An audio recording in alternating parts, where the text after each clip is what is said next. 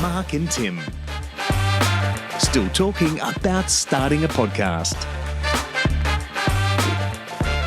I was thinking, Mark. What, are we still talking? Yeah, I think we're still talking about starting a podcast. But I was thinking, you know what? We've been doing this for a long time now, haven't we? Feels like many years. I feel like this is maybe I just had myself muted and realize it. I feel like unprofessional, man. I know. Level up your game. Come on. So I feel like I'm trying to figure out, why am I only hearing myself in my head? I don't even remember what I was going to say. I feel like this is the most consistent. We've done this is our 5th episode. This is 5 episodes. And I feel like this is more consistent than anything we've done together, to be honest.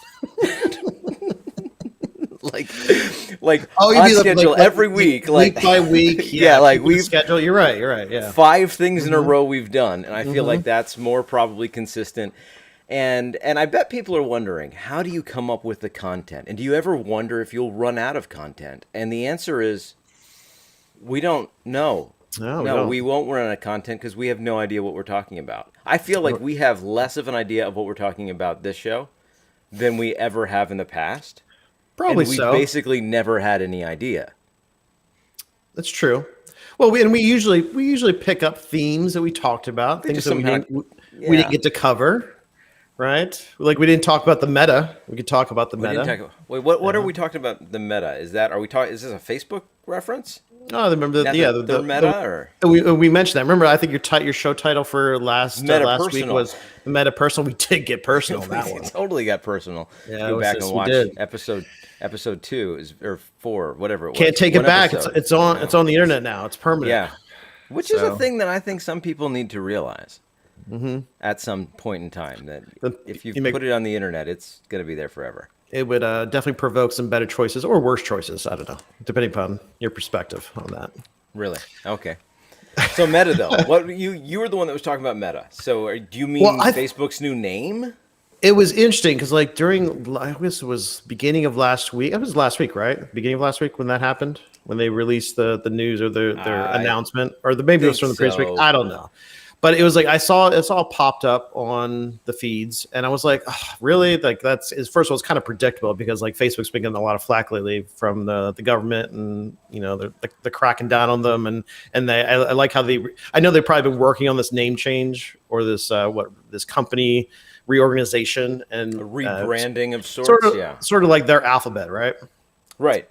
So I know they've probably been working this for a while, but I like how they just timed it perfectly. Where like right as the government's coming after them, and then that'll work. We'll just change names, and no one will know it's us. Yeah, and then they did their virtual conference, which is pretty much all just pre-recorded. And then I saw how Twitter were they doing that instead of F8? Because it used to be F8, right? Yeah, but they were doing it all virtual, and basically it's all pre-recorded videos. But they all do that now. But anyway, so I saw I saw the videos, and how Twitter auto plays the videos. So you're watching the Facebook conference on Twitter? No, what I was doing, I did not want to watch it. It popped up in my feed of just my news. How I use Twitter lists, so it popped up in one of those lists I was checking out, and then I could, how you don't hear the audio right away, but then you see the video. So I just watched probably 30 seconds, 60 seconds. I just saw Mark Zuckerberg just doing his thing in the metaverse that he's designed. I was like, oh my gosh, I cannot watch this. This is making me sick. So I just keynote about how it's meta everything. Okay. Yeah, I just ignored it. But then I did later in the week. I was like, if I want to talk about this during the show, I should probably watch a little bit of it so I have some context, and so I'm not just making everything up like I usually do. So you did research, and then we didn't even a little bit.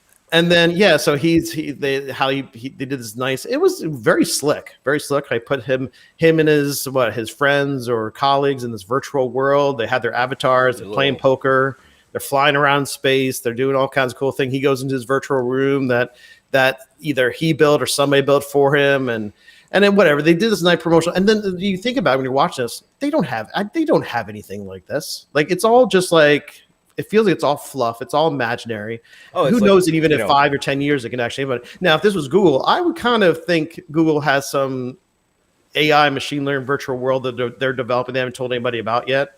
that sometime they may release. But I don't know. Facebook, it's a PHP company, right? They built on PHP, right? Wow. They got this. They did this. They did Wow. this. Do I really believe that they could build the metaverse? I don't know. Wow. That's harsh. Well, I'm just going to let that go for a while. But I got to admit, though, you know, the last exciting thing I thought you were they a did, recovering PHP developer. Exactly. No, I'm gonna give PHP some props. The last exciting thing I thought they did was when they did, what was the compiled version of PHP that they did? HackLang. Yeah. HackLang, they came up which with that HackLang. was pretty cool. That was pretty fascinating. How they definitely did some work of like increasing like the compile time, like of taking a PHP application, compiling it instead of it being a runtime. Well, I mean, Hack wasn't so much that. I think they worked on the just-in-time compiler.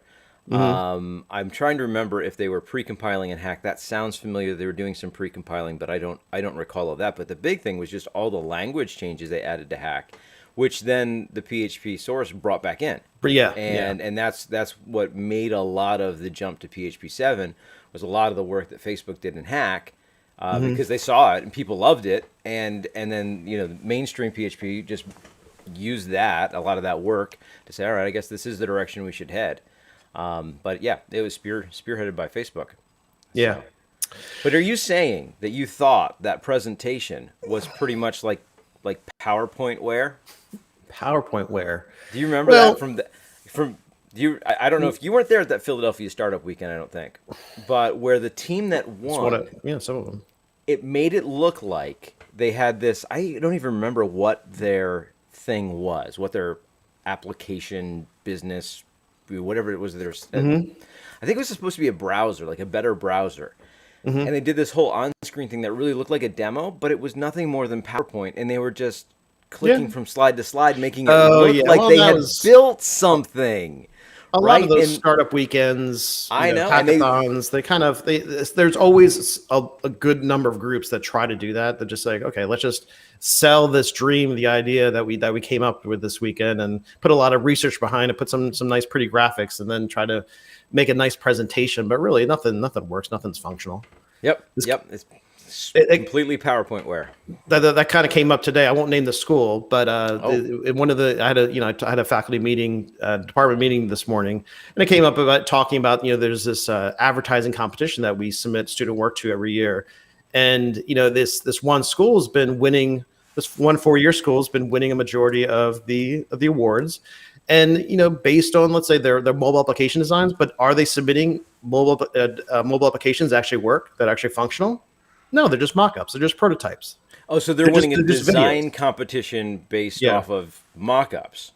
True, but then it's interesting though. The judges though, because they're submitting in categories that are mobile applications that have been built, that have been released, right? But they're releasing just interactive mock-ups. Which, all right, if that's what the category entails, but so they're not functional applications. Built application that is nothing more than just you being able to click through UI. So since it's an educational, like it's a advertising awards for both professional, and also there's a part of it for educational institutions, and the category that for professionals is it has to be a real app. Like it has to be sold on the App Store or available on the internet somewhere. But way colleges get around that, they still show off kind of fancy looking mobile applications, but they haven't built them.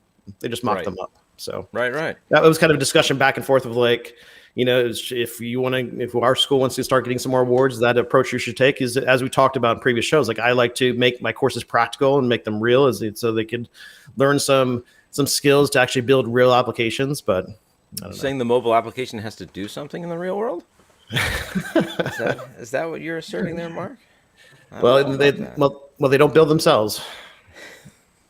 So. Not yet, though.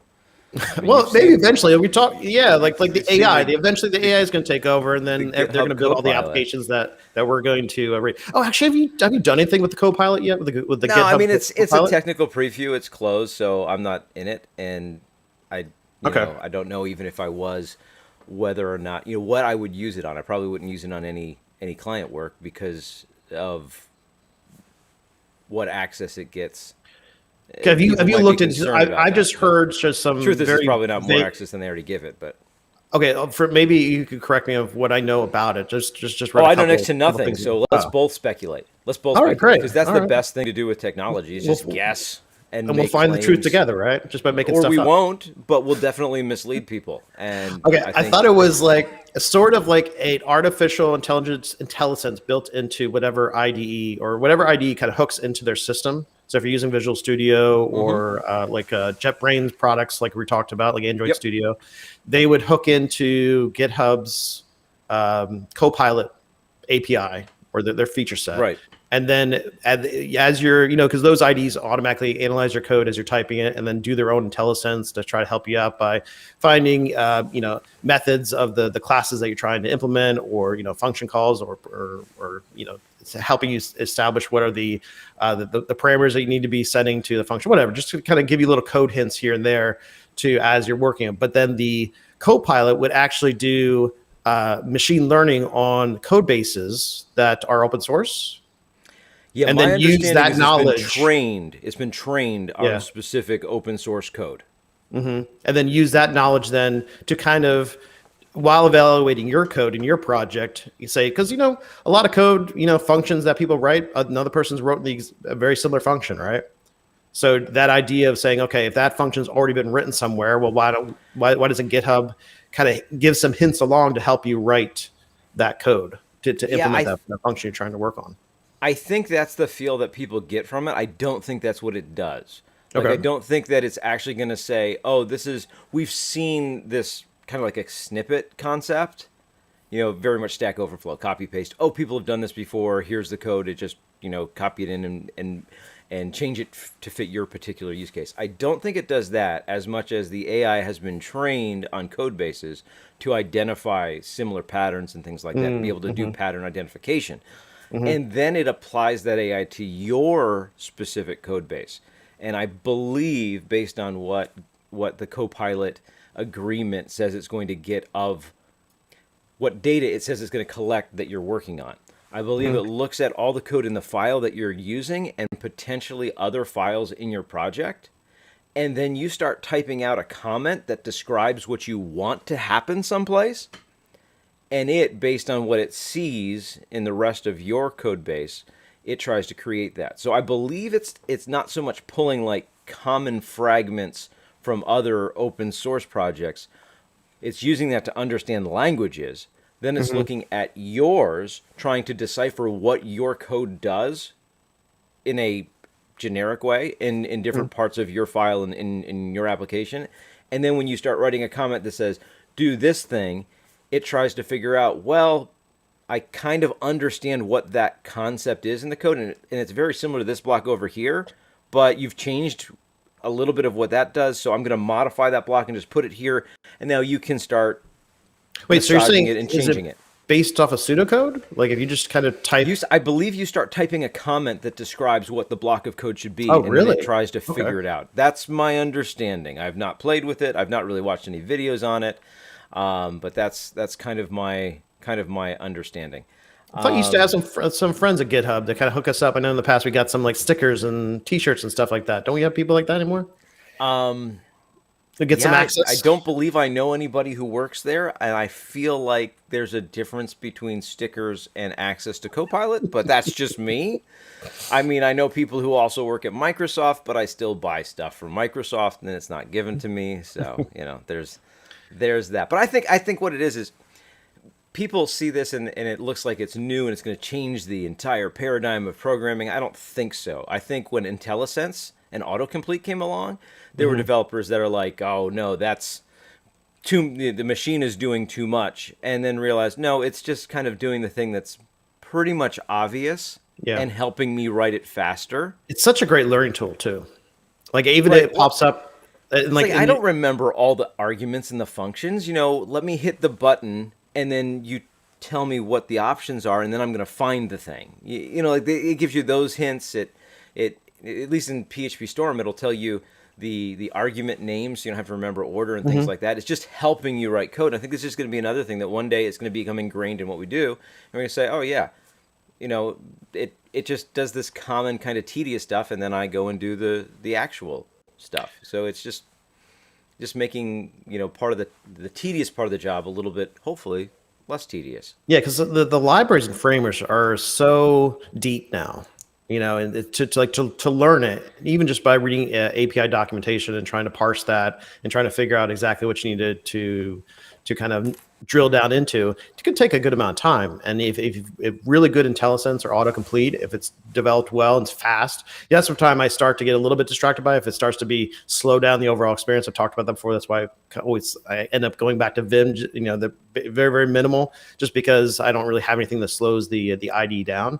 But from a learning resource, even I was using it, even in Dreamweaver. I was doing a lecture video this week for my web design students, and I was doing it on the fly. I was thinking, I remember this. I was talking about this CSS property that I need to reference. I couldn't remember what it was, so I just started typing a couple of the words. I was like, it's text, and just and it kind of helped. And I told the students, like, this is what, use tools like this to help you along. So even if you have some idea what you need to type or what you need to try to accomplish, the IDEs have gotten pretty good to kind of help you out in the process.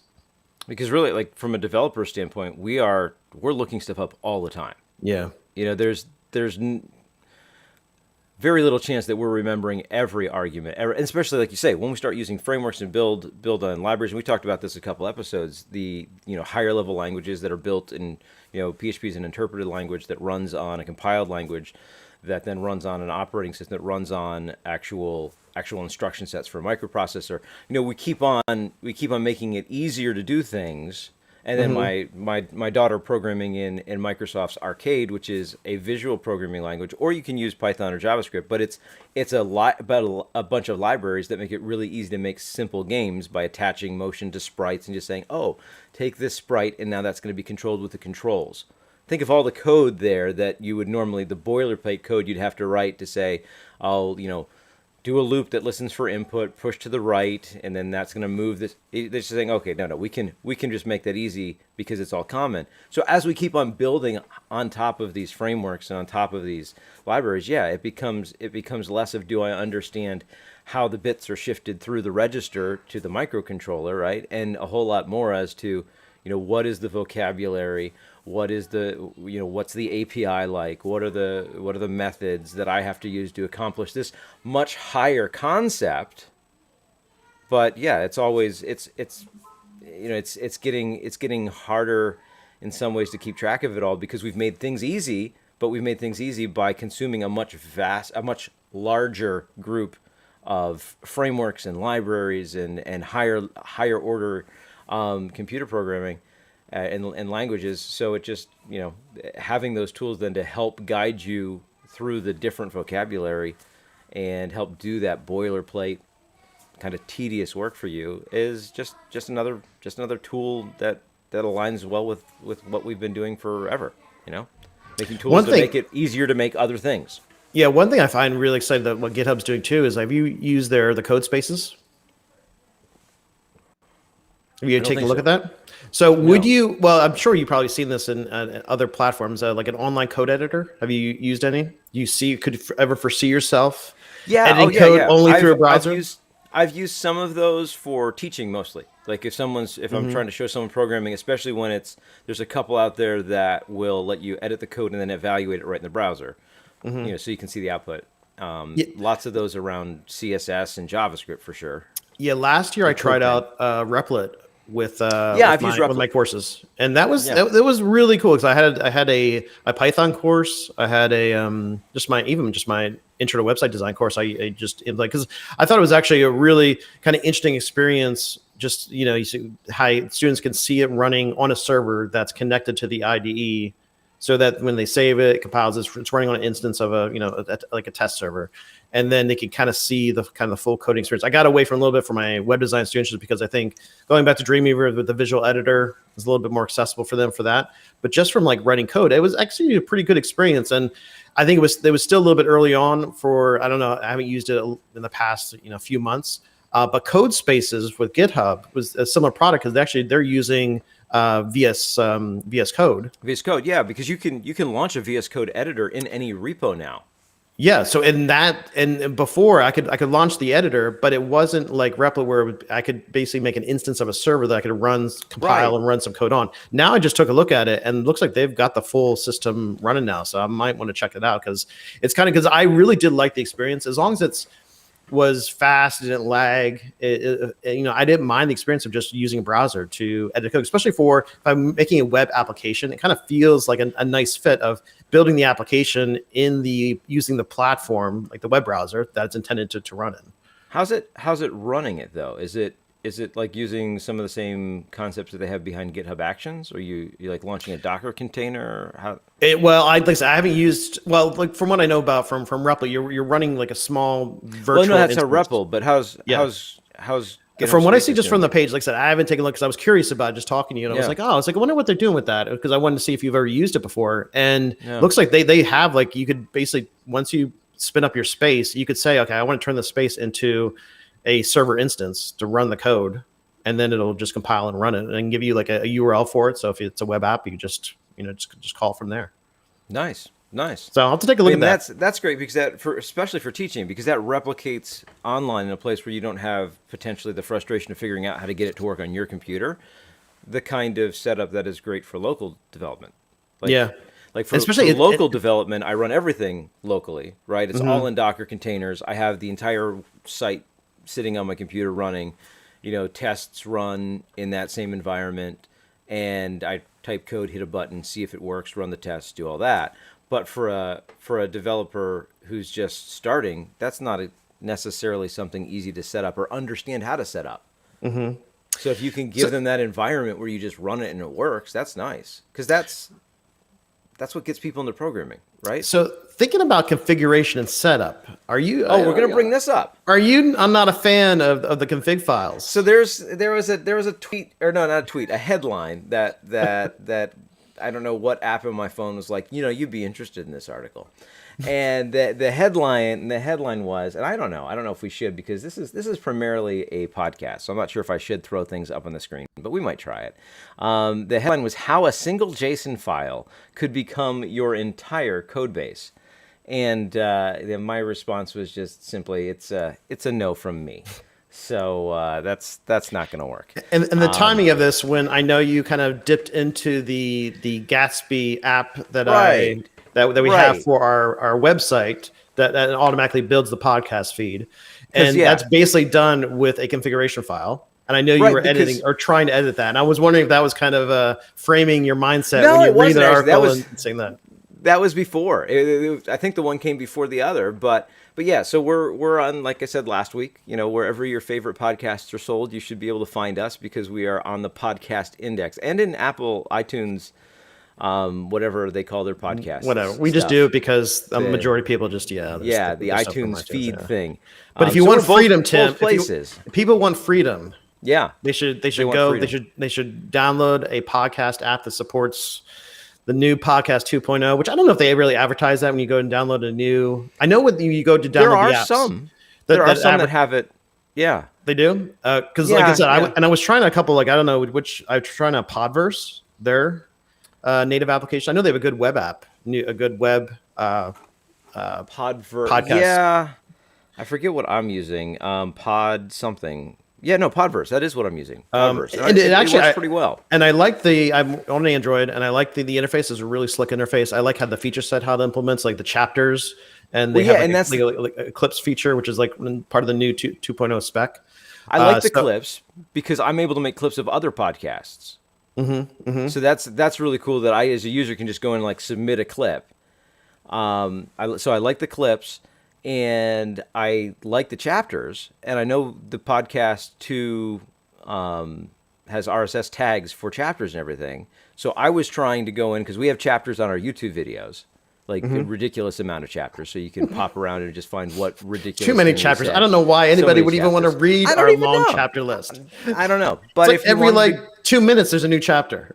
Right. Yeah, exactly. Because if you want to know when Mark was talking about chapters, you can click that link, and it would take you like 3 seconds back. And we usually shift topics every 2 minutes. I guess it kind of makes sense. Yeah, that's probably more. It's probably more or less an indicator of how inconsistent the topic line of this podcast is, as opposed to too many chapters. But that said, I wanted to get chapters into the RSS feed because I'd love to see that support in Podverse, where you could just scroll through and be like, oh yeah, jump to that part in the podcast. And so then I pinged you and I'm like, so I looked through all the code that I could find in this Gatsby thing, and I couldn't figure out where's the code, because I'm looking for code. I'm looking for something in some JavaScript type thing that says, all right, look at the markdown, or I know Gatsby turns the markdown into like a GraphQL type structure. So query the structure of markdown, find the chapters, and then somehow this is going to be output into some XML. And I'm looking, I can't find it. I ask Mark, he points me to like a config file. It's like JSON that says it's this huge JSON blob that says take this from there, and I'm like, now if it was Java, I'm not even a JavaScript developer. I don't do much in JavaScript, but I could even understand how to parse Markdown with JavaScript and then output XML. But this, now I got to figure configuration, and it's like it's its own language. Yeah, it's a domain specific language for configuration, and how a single JSON file could become your entire code base. In some ways, we're going that direction. I just don't know if it's a great direction. No, I agree. I have kind of like a love-hate relationship with it, where like I love configuration files for just linking libraries, right? So if you want to use a library as part of your application, you could just reference it in the configuration file, and then when you run your build or do your install, it'll just know what libraries to pull in and know what configurations those libraries need. I don't mind that at all. I was a little bit thrown off too when we're setting together the site. I was like, okay, I know Gatsby can do this. I know that because I built a few Gatsby websites. I know that I never did anything with the RSS feed with the Gatsby website, but it has to be there. So yeah, they have this plugin that you could just add to it, and that's easy to do. But then to actually configure it so that it reads the markdown, that takes a little bit of work, especially if you think about an RSS feed for a podcast. You have many, many tags that you have to do. And then there's two configuration settings, like one for the feed and then one for the feed items, and pull different things. And it's like, I don't even understand. And it took me a bit. It took me like a couple of days to kind of feel comfortable with it. But once you do that, it kind of okay. Then I feel like if I'm going to need to design the markdown file in a specific way with certain keys and how you're going to be setting the data, especially if you want to do chapters. Which I don't know if you got to that extent of thinking about how you want to structure the markdown file for that. I didn't. No. Okay. So, but I saw it was all configuration driven. I'm like, oh, yeah. I completely give up at this point. I'm back done. On Mark. Yeah. Yep. This is his did everything I could do here, guys. It's all on you now. True back-end developer. Talking to a front-end guy. Exactly right. I feel like it's in the configuration file, and that's on you.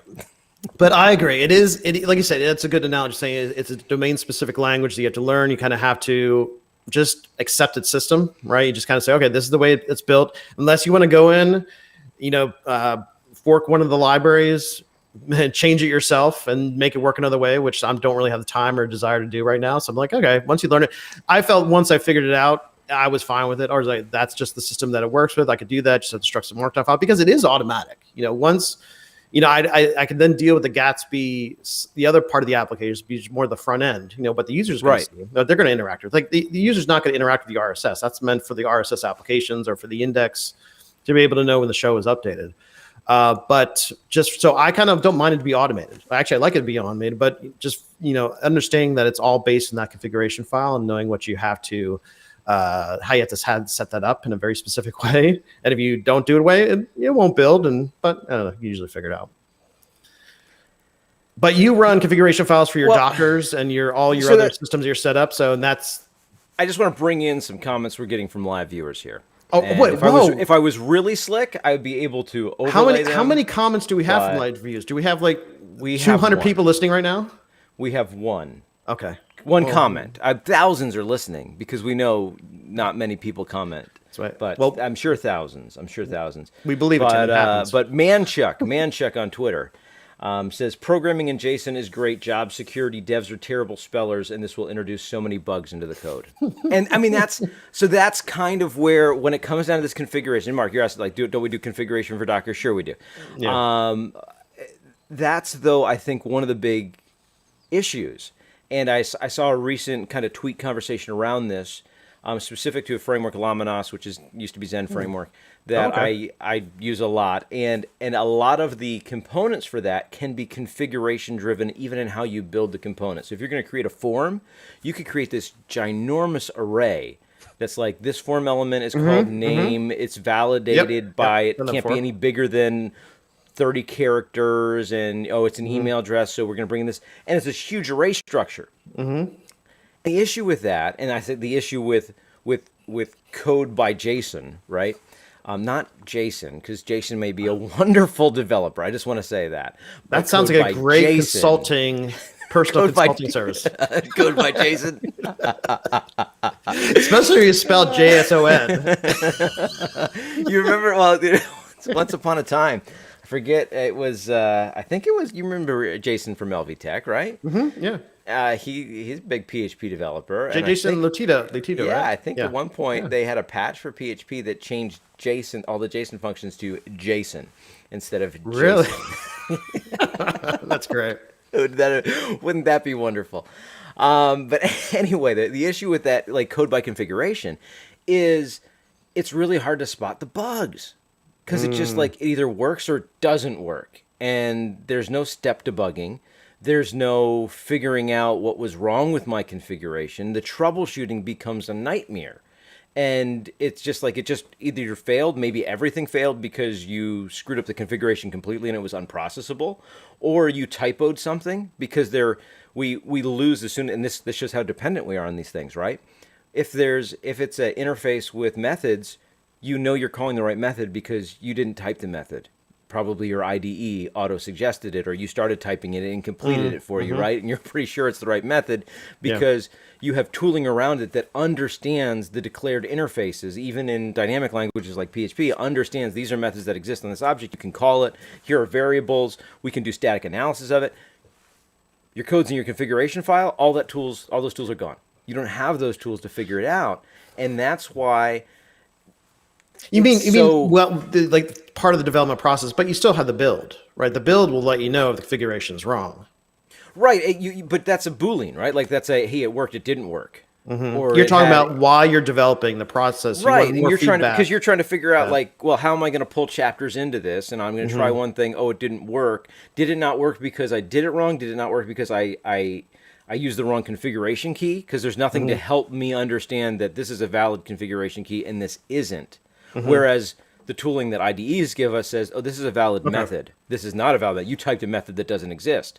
Your configuration file is probably going to be very forgiving and be like, oh, I don't understand that value, so I'm just going to ignore it. I'm not going to tell you put in a wrong value because it's configuration. Maybe you wanted to call something that.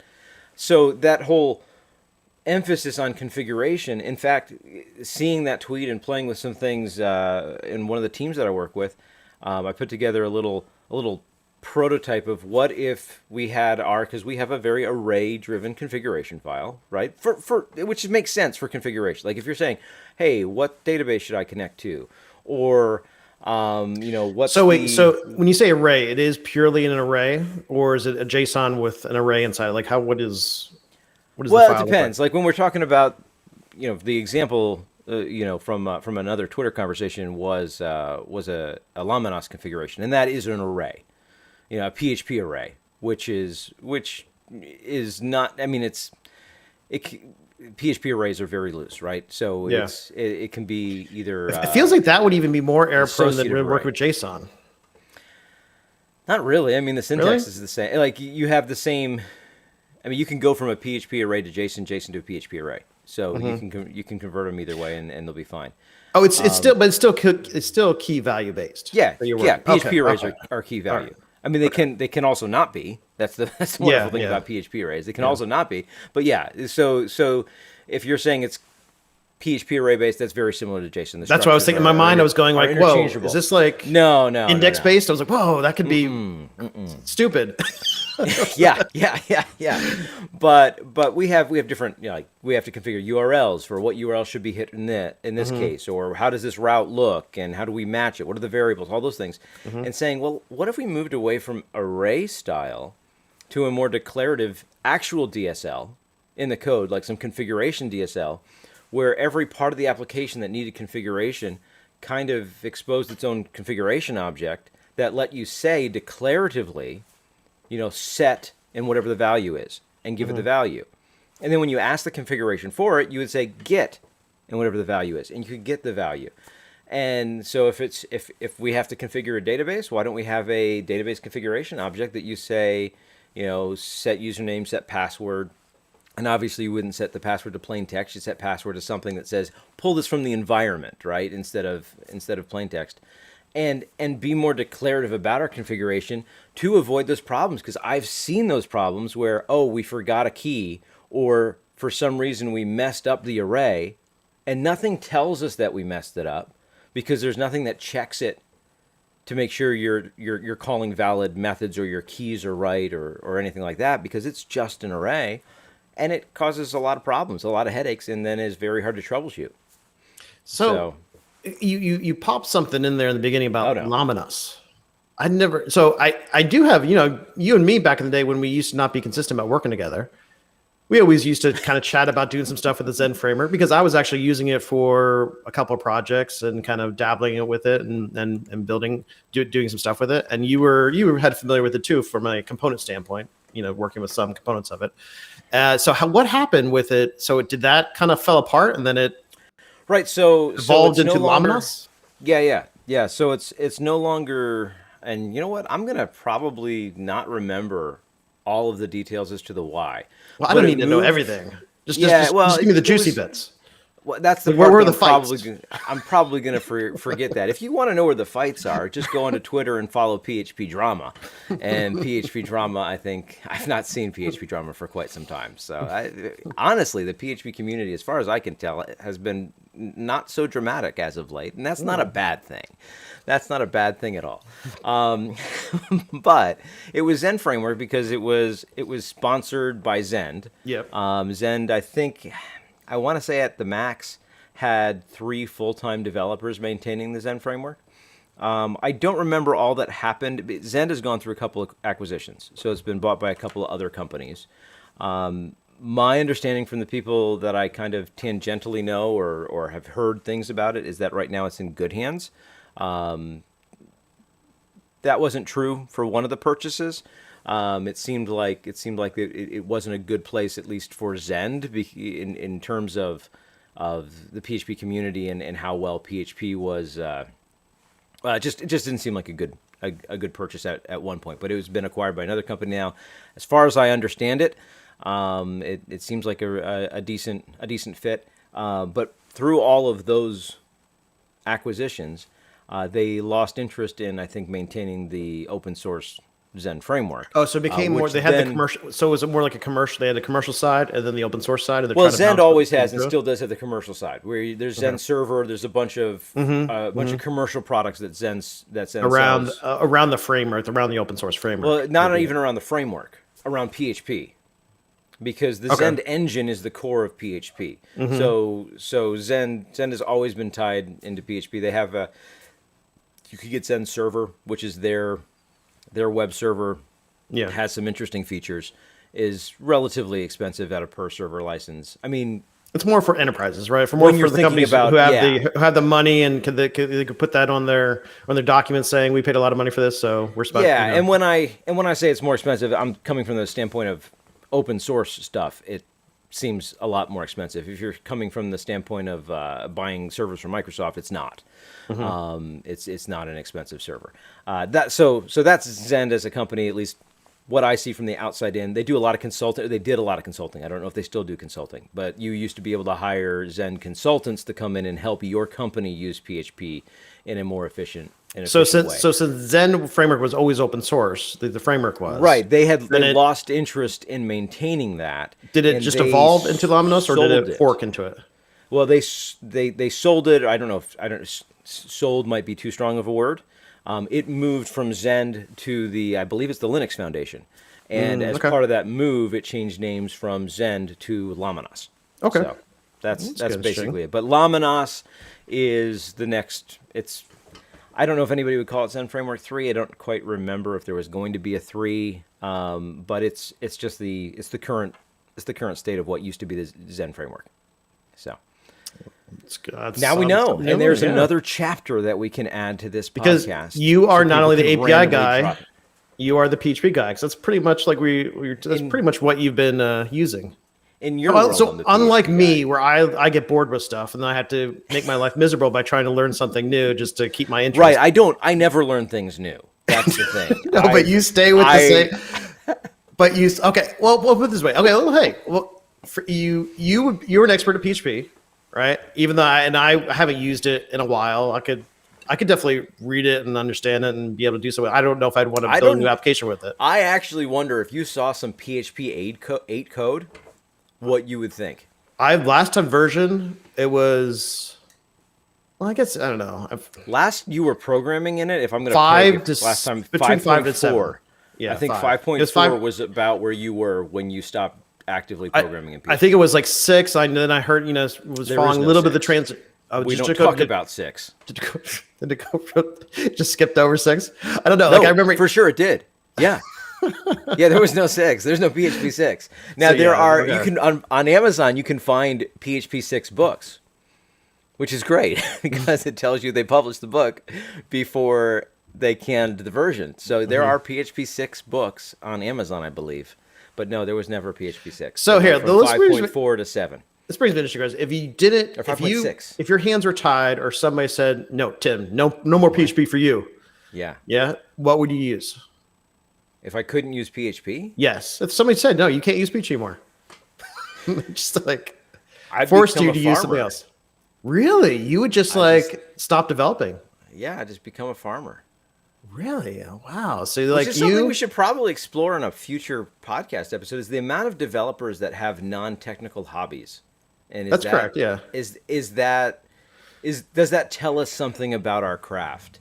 That's an interesting question. Yeah, for the future. Well, no, we have 20 minutes now. We can talk about this. But you asked a reasonable question about languages. So if I couldn't use PHP, would I still be doing web development?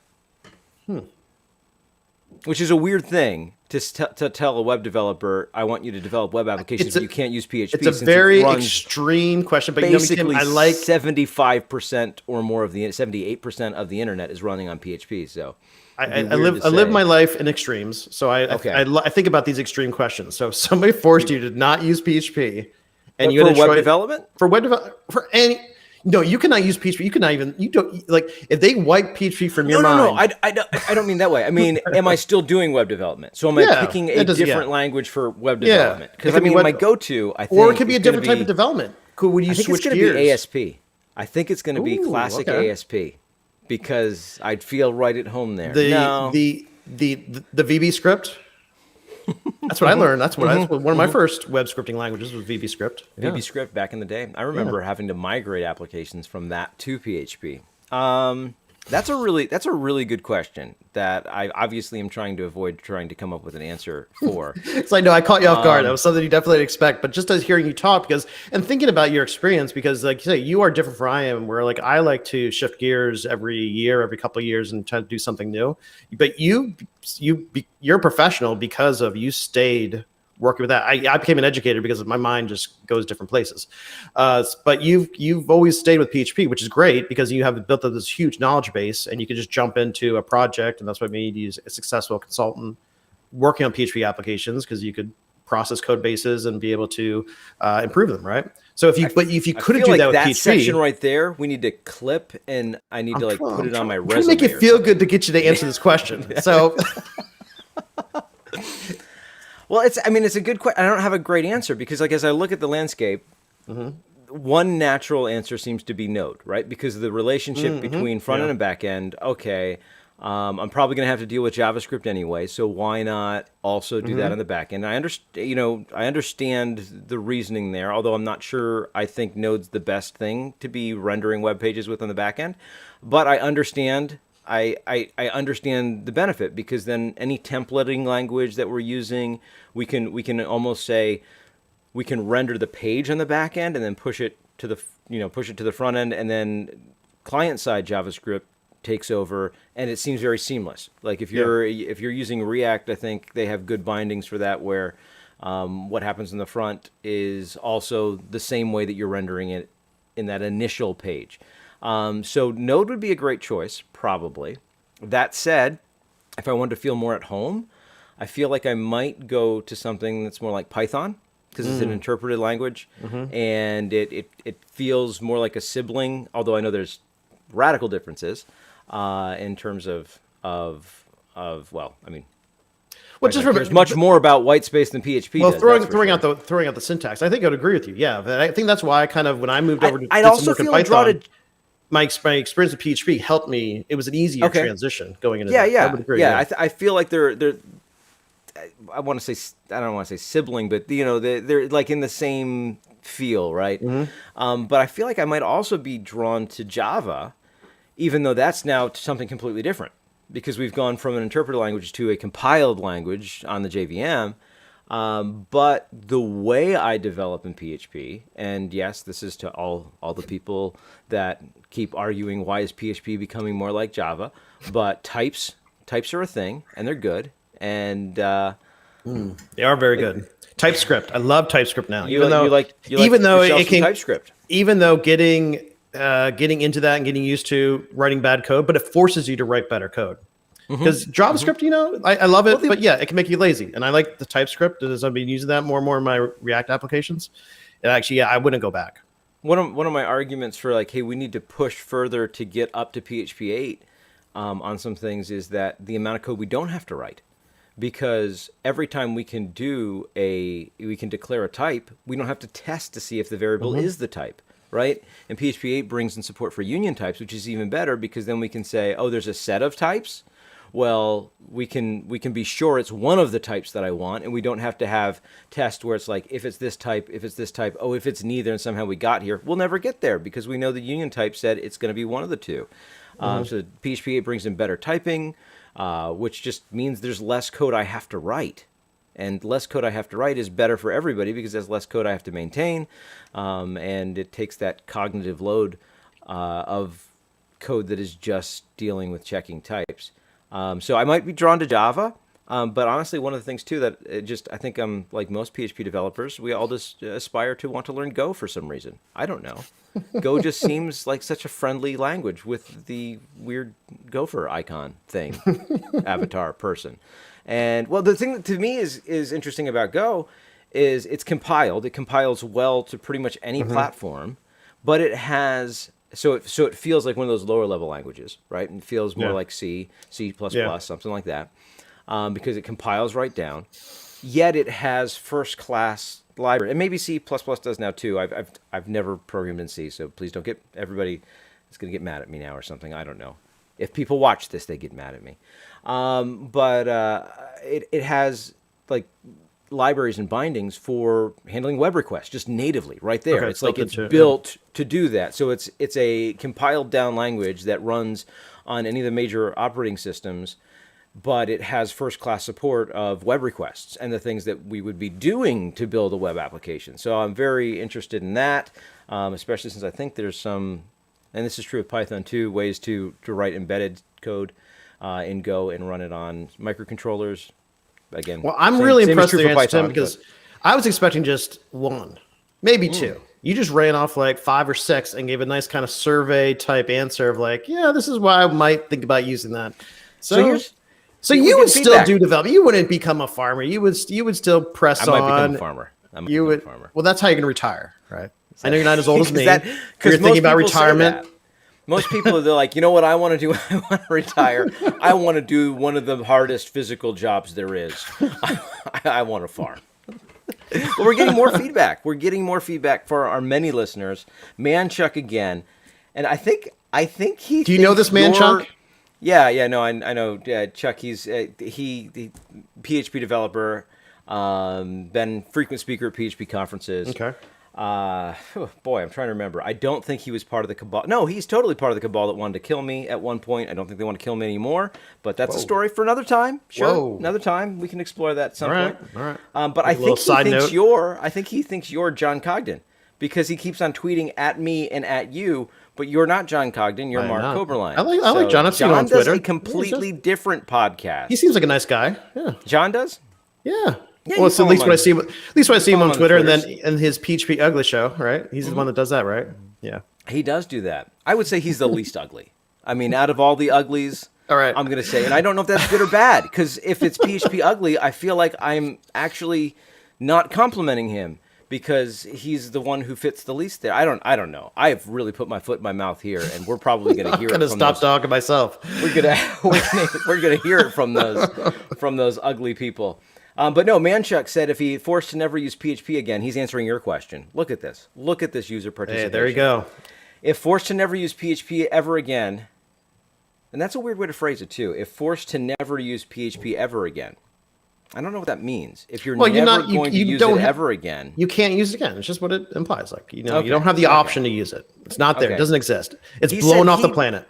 He'd use Perl.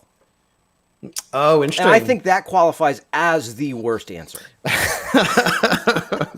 Well, I told you about how, like, when I learned Vim, the programmer who taught me Vim was a huge Perl guy. He loved Perl. He was from Turkey. Yeah. He had his entire program is just one line. He had his PhD. He came from Turkey. Two things he loved in life was Vim and Perl. And he taught me Vim, and I loved that experience working with him. And I tried to, like, at the time, the job I was in was actually more of a UI job, a user interface job, where I was designing icons and application interfaces and doing a little bit, because they had a Java team. So I was doing a little bit for them, just kind of interfacing with them. But he was writing back-end code for APIs that the Java guys who actually were an overseas team that would be interfacing with. So he was doing a lot of the server code in Perl. And he showed me Perl. I looked at his code, and we kind of, because at the time I could also do PHP, so I was like, oh yeah, it kind of looks like PHP away. you got those arrow symbols. Yeah, it's kind of PHP, right? there's some similar characters I can identify. But I started to dig in with it. I was like, no, it's not my speed. I can't do it. I tried. I failed. It did not stick with me, but I love that guy because he taught me Vim, and that will never leave me. So, yeah, use the Vim bindings everywhere, right? Well, as long as it doesn't slow down the IDE, yeah. So anyway, I was just going to say, to answer the negative version of that question. So, what programming language wouldn't I pick? I would not pick Perl. Yeah. I think I may have touched on almost all the others. I mean, except for like Rust, the new stuff. But the farmer aspect, because you started to talk about that. This is a whole other show. This is the next show. No, but I think it's actually, maybe we could allude to it. I like ending on a good note, and then we could come back to it in a later date. Yeah. Because actually, it's interesting. My brother-in-law, he works for a software company. He does out in Colorado, and in his spare time, he doesn't really do much with the computers at all.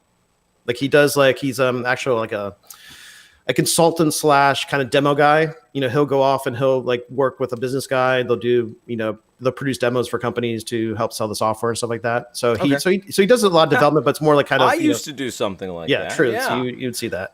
But yeah, he just has his family and his some hobbies. Like you said, I think he wants to build fences. I think that's what he told me he wants to do, retire and build fences. Build fences. Yeah, so he likes that. It's kind of his thing. He's from England, and he just likes it. So it is interesting. I don't understand what being from England has to do with building fences. I don't know. They got lots of fences over there. I don't know, in the countryside. Well, they do. Well, in Ireland. I was over in Ireland, so I was a little. But aren't the fences over there built out of rock? True, but they've had the fences have evolved. He's going to retire, and he's going to build two fences? It's going to take so long. But it's just interesting to think it is a different mindset for myself, because I'm like, okay, if I was not doing programming, I would still probably do something. I would probably try to run an esports team, which is I'm kind of trying to do right now on the side. So I probably would do esports coach in your Twitter profile. I already did, Tim. Remember, it's already a secret, Tim. You gotta no. Well, I've got it real close. I'm actually scheduling games with college teams now, so we're pretty close to the program. But anyway, I would probably still do something within the space, within the technology. Well, you know what? That's the thing. I mean, I want to automate the stuff that I'm doing around the house even more. And when I say automate, I don't mean my doors and stuff, but I mean the chicken coops and if the Boston Dynamics dog. Yeah. There's an open source version of that, right? Okay. I want that to be my farm dog. Just popping around, use computer vision to take a look and make sure all the animals are okay, and maybe do some stats on them. I bet a computer could weigh a pig. So is it purely? So it's fully open source. So you could print out all the parts. You have the code for the software, and you could totally build 100% of it on. I don't know, what's the name of the project? I don't remember. Well, okay, I'll Google it with the. We should. We'll have to look it up. I'll look it up. Talk about for it. the Because I never heard. next I show. didn't know there was an open source version of that. It's kind of interesting. Yeah, and it is. It runs tethered, I think, and because the computer, it's built to try to model the behavior and figure out the best walking behavior and things like that. So it's a pretty. I believe it's a pretty lightweight robot that you wouldn't want to be able to put the computer that could do that real time processing on it. So one of the unique things is it has a Wi-Fi loop. So the thing that is controlling it is not on it. It's a like a closed loop. Yeah, It's not like we're sharing the same Wi-Fi network, but it's a closed Wi-Fi. So the intelligence is not in the device, not in the dog. It's right on a computer or something that you're running that's tethered actually, to it, like you said. Yeah, and they have a tethered version. They've figured out how to do the Wi-Fi version too. So, but yeah, stuff like that. So I'd apply technology, but it still could become sentient and then hunt you down in your own house.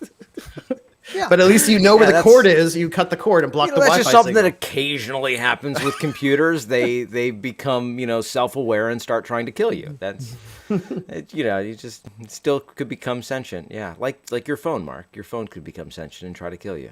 It could. It could. It could shock me. Well, you have a Google phone, right? True. Yeah. It probably is. That's the thing. It probably is. What does it just like? What do you mean? Probably is sentient. Probably is sentient, trying to kill you at this point. I don't know. Slowly over time, like exuding enough radiation to kind of slowly tick away on me. I don't know. You're part of that Google ecosystem now. I don't. That's true. So what? So the final kind of 5 minutes here. So what's your plans for the upcoming week, Tim? What are you working on? Well, I'm looking at the list of things that this is something to talk about. Now, this isn't what I have come. I mean, one thing we didn't talk interested about, in what I'm doing this weekend. Your brother-in-law will be interested. Okay. Yeah. I plan on putting in some fences. To be honest, are you going to automate the process? You're going to build some machine to help you do it automatically? No, I wish I had a machine to do it. The best I have is a post hole digger in the back of the tractor, but I'm going to put in some T-posts and some braces and see if I can do a high tensile fence for some livestock with that temporarily, because I don't want to dig all the holes for actual wooden fence posts. So that's what I'm doing this weekend. But like I said, I don't know that anybody's really going to be too much interested in that. But one thing I had in the list that I'm thinking about doing next month is years ago. I want to say it's like 6 years ago now, 7 maybe even more. I did something called the 12 TDDs of Christmas. Yeah. Mm-hmm. Where it was after Christmas, there was like 12 test-driven development exercises to go through. And I'm thinking of doing this kind of for my team, and then make it public so anybody who wants to join can join, and do it not after Christmas, but in December, the 2 weeks before Christmas, do kind of 12 TDD exercises. And have you ever done test-driven development? Well, I have done on my personal projects just to kind of, I haven't really, I've never done the full TDD, start from scratch and build an application that way, but I've added a few test cases for important things that I felt like I just want to kind of keep track of, or maybe if actually we talked about the process of writing the test first and then building it around that just kind of as a process for development. So I've done a little bit of it, but not as much as you have. You have done a lot, So it might be interesting to do. Might be some interesting fodder for the show too. Because one thing that I got some feedback is it like to solve. So you're given the problem and you're supposed to write a test case for it. Well, So it's like a coding exercise where it's like, okay, figure this thing out. You gonna give me a job after I do it? No, totally not. No, definitely not. For sure not. Well, that's what you use coding exercises for, right? Well, no, I mean, that's what you do sometimes. But for this, it's just to sharpen those coding skills, right? So sometimes it'd be like, okay, create a class that does this calculation or figures this out. And the whole idea is you could do that without tests. Mm-hmm. But to do it if you've not done test-driven development before, to do it in a TD way where you start with a test. And that's why the exercise would have those types of conditions. Right, the exercise would come with, here's some test input, here's the expected output, to make it really easy to write your tests. Mm-hmm. And you might have to change it to fit whatever test framework you're using, but you at least know, if I give it 2 and 3, I'm going to expect 5, or whatever the pattern is, or whatever.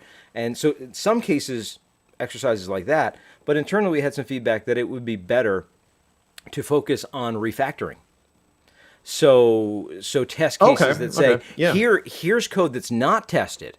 Mm-hmm. Now we want to change it, So build test to make sure we don't break it, and then build test to test that we change the behavior in the way that we wanted to. So you're refactoring while you're testing. Yeah, and I think we're going to try a little mix of both, and we'll do it in December, and maybe you'll be part of the show. We've got a couple minutes left. I mean, if you don't follow us on Twitter or follow us on YouTube or follow us wherever, you know, or subscribe to our podcast. We're on the podcast index, right? And watch the devfridayshow.com. One thing I'm hoping to do is to improve it. I know it has a very minimal website right now, but over the next week, we'll roll version 2 of that. All right. See you next week.